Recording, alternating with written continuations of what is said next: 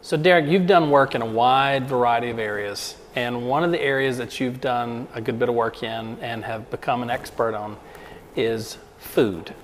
So I want to ask, why do you like food? And it's a little bit of a funny way of asking the question, but in all seriousness, to a lot of our viewers on this, they would look at that and they would wonder what drives a person to study this academically and theologically. So tell us what's going on there with that, and what are you working on? So I fell into food waste studies and its connection to religious experience almost by accident.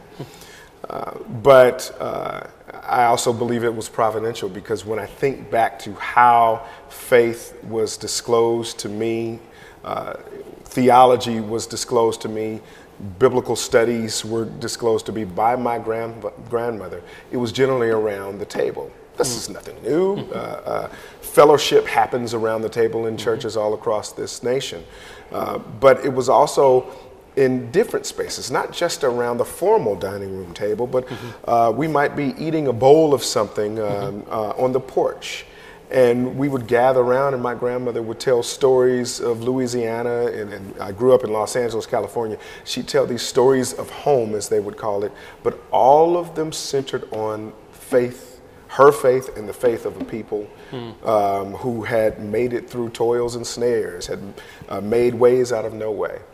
And so that got me to thinking what role food played in not only in the binding of the community, but in the fortifying of the community. It was always not just faith, but also food. And breaking bread together. Yeah. Right, and so they were working in concert with each other, and it seemed to me what was happening was, while the faith was edifying the spirit, the food was edifying the body, and both had been broken by oppressive experiences.